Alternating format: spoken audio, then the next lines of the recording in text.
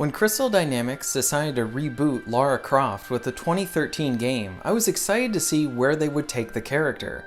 Before the first rebooted game, Lara was an individual who was heroic and very confident. The 2013 reboot showed us a side of her that we hadn't seen. She was vulnerable and put into a dangerous situation of needing to escape the deadly island. Her vulnerability came with her being more relatable as a character, and through this we saw the beginnings of her rising to the occasion to do what's right and become the hero we know. While more combat focused than prior Tomb Raider games, it did fit the context of the story and laid a good foundation for this new Lara. Rise of the Tomb Raider expanded upon what they started in the prior entry and focused on Lara's past with her father, along with introducing her main enemy, Trinity. Rise also expanded on the action-adventure elements by having bigger areas to explore and focusing a bit more on her actual tomb raiding, while balancing that out with combat. Both games were successful in my eyes. They are not without their flaws, but I found this series to be reliable and engaging. They gave me a hero I cared about, loads of fun content to explore, and brutal combat. Based on the marketing, they would make you think that Shadow of the Tomb Raider is going to be more action-focused like 2013. When in fact, Shadow of the Tomb Raider puts more emphasis on exploring, platforming, and puzzles. Fans of the series looking for a Lara to dive into tombs and solve ancient puzzles might be pleasantly surprised with this entry. Ladies and gentlemen, I present to you my review for Shadow of the Tomb Raider.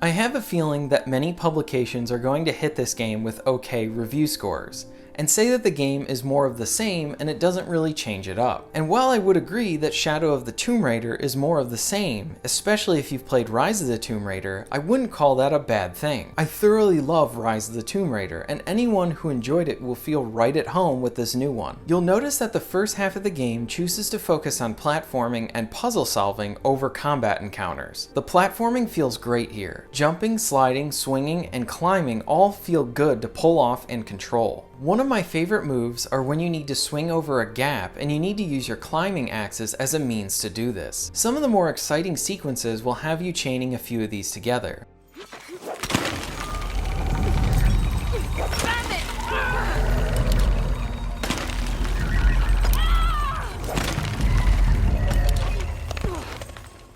What is satisfying about this is the subtle weight and push of momentum that you get from swinging with the axes. You can also use her climbing axes as a means to rappel down from an area and then swing. The climbing is as good as it felt in the prior titles, and I love the sound effects and the nice details of sparks coming out of your axes as you strike a surface. Traversal mostly stays the same like prior titles with a few additions. Later into the game, you'll earn climbing gear that will let you climb from different angles. It functions like the regular climbing axes, but it just kind of changes up the perspective. Swimming is a new component of the traversal. Generally, I'm not a big fan of swimming in video games. Usually the levels tend to be dark, and you end up getting lost and frustrated, and you're also kind of fighting the controls because they tend to be clunky. I rarely compliment swimming in a game, but here I thought they added it well, and it looks gorgeous underwater. Controlling Lara underwater is easy, and you'll find many collectibles hidden underneath the surface. There was one time where I got disoriented in a swimming sequence, and I wasn't a fan of the piranhas in the game, especially because once they see you, you're pretty much dead. I much prefer to run into the eels because at least if they grab you, you have a chance to stab them and then break free. As you'll have your bow for combat, it's also used for moving about the environment and the puzzles. The bow returns with being able to create these rope arrow climbing points and breaking down doors.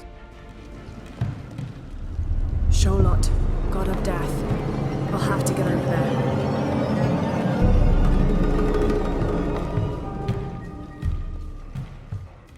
Tombs tombs are more puzzle-focused dungeons that will either have you completing one large puzzle or a series of them to get through them. These sections of the game are very much improved and evolved from what they were in 2013. With the 2013 game having fun optional mini puzzles, and while those challenges were fun, they lacked that sense of awe and scale that you wanted from a Tomb Raider game. These tombs actually feel like long-lost structures and areas that haven't been explored in years. They even have their own personalities and look to them. Some of them are more fire-based, others are water-based. The puzzles are enjoyable and the tombs are satisfying to complete, especially because they net you with a perk, like faster climbing or better health regen, or others.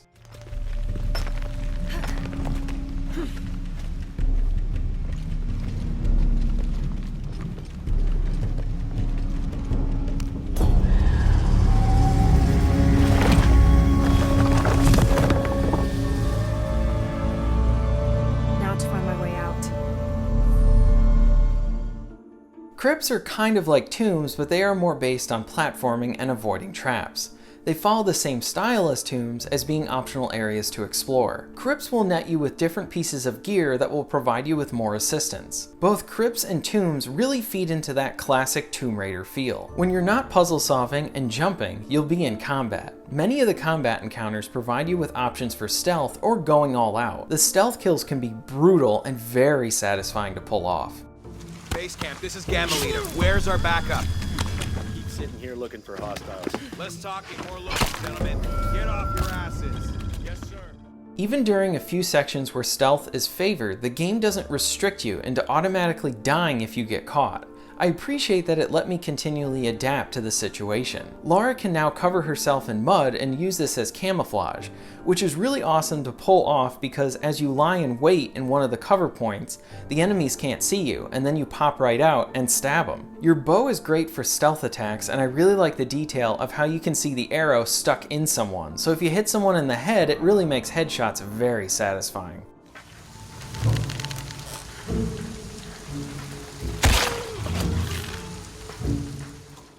For louder combat, you'll have your typical handguns, machine guns, and shotguns to aid you. The guns sound deadly and are very fun to shoot. Is that? Wow, wow. Let's get her. Get out.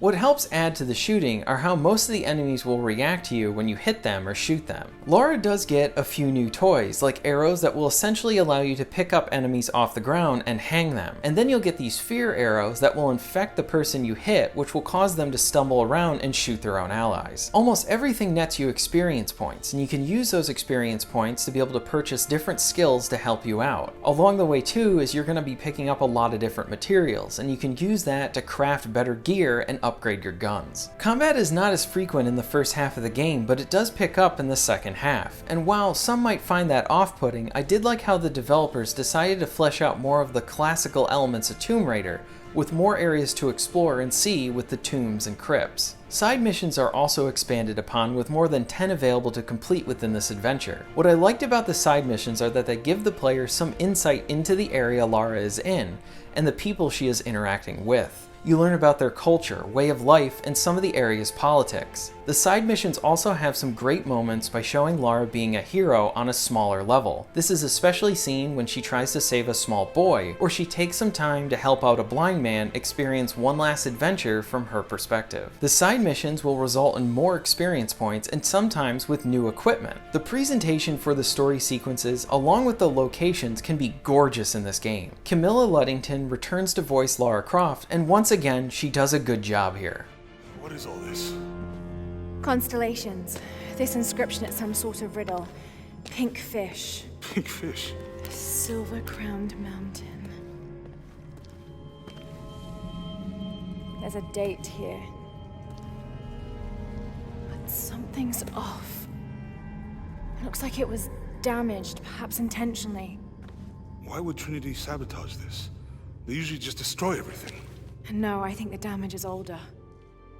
So the gameplay is good, but how's the story? This section will not have spoilers in it, and when I get into spoilers, I will put up a disclaimer up and a time code so you guys can just jump ahead and avoid the spoilers. Without giving anything away, the story is good here. Lara is challenged in different ways, and we see her having some conflict with completing her mission and remembering that the people surrounding the mission may need her help too. The side missions help to flesh her out as a hero and give her these small, satisfying small stories, both grounding her and humanizing her. Like the prior stories, a lot of the narrative is predictable, but always enjoyable. While there may be nitpicks on the narratives of the recent games, what really helps sell everything is Lara. I think they've done a good job at constructing this character, and it's great to see her grow firsthand. She has so much more confidence through her experiences, and this is especially seen in this game. The story does touch on some aspects of her family again, and these moments help to bring some emotion to the narrative while giving the player a sense of closure for Lara on this subject. The story is good and has a solid ending that provides closure and hopefully means that we're going to see more adventures. Now let's get into some brief spoilers, so feel free to skip ahead and avoid these spoilers.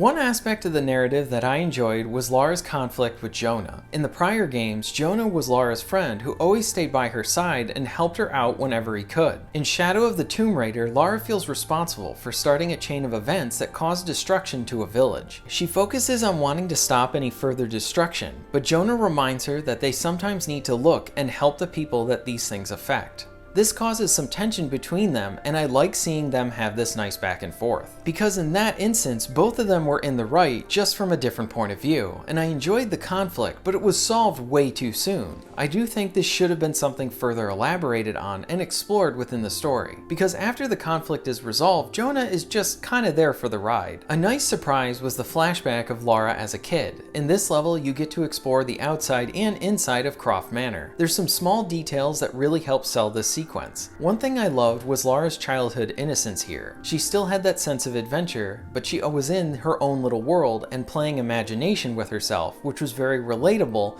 to being a kid again. I thought this was a great contrast to the grim situation in the present with the innocence of the past. Now, as much as I love the game, there were some flaws with it. On the story side, I had an issue with the main villain. He lacked any sort of presence or character that made him feel interesting. In contrast, the 2013 game didn't have the most memorable villain either, but the game had the excuse of choosing to solely develop on developing their hero. Rise of the Tomb Raider had a better villain, especially with the introduction of Trinity and how that worked back into Lara's father's death. But here, I wish they did something different and better with the villain. I wish we got a villain that really challenged her. While I enjoyed the freedom with the combat, I didn't enjoy the few side missions that had restrictions on only letting you use the bow. I wanted to use her guns for the combat encounters, but I couldn't because the game said I couldn't right now. I thought this was an odd choice. In each of the games, Lara is trying to survive. Why would she choose to not use equipment that she has with her? This next flaw I think could be patched out, but I both like and dislike that they included older costumes into the game. I do think it's awesome that you can wear outfits from Tomb Raider 2013, Rise of the Tomb Raider, or either some of the older Tomb Raider outfits. But while those outfits are cool, they don't provide any passive buffs, unlike the new equipment seen in the game, which really hurts any motivation for me to wear any of these cool outfits. I do think that there should be an option to have the buffs from the equipment you want, and then visually have the outfit you want to wear. That way you can wear what you want, look like how you want, and then have the buffs so you don't feel like you're missing out on anything. Another annoyance are the two outfits you need to wear in one of the hub areas. You'll need to wear two different outfits to talk to two factions of people. If you're not wearing the right outfit, then certain people won't talk to you. You'll need to talk to people for side quests, and by talking to people you also learn about secrets within the area. It is tedious to continually switch to the right outfit and then switch back to the one that you want for combat and gameplay. The idea is neat that you have different outfits to use to talk to different people, but I feel like it wasn't as executed as well here. And lastly, the game froze on me once, and thankfully I didn't lose any progress.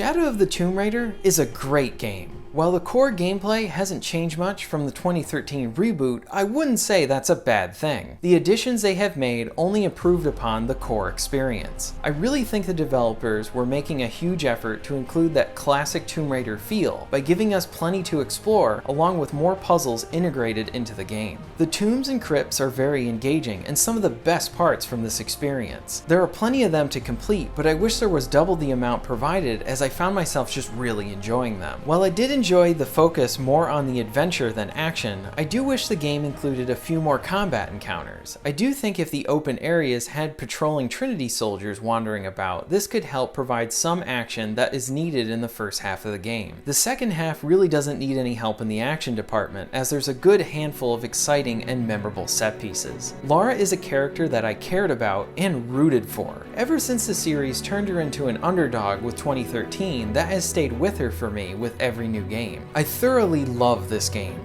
and I hope we don't have to wait too long for another.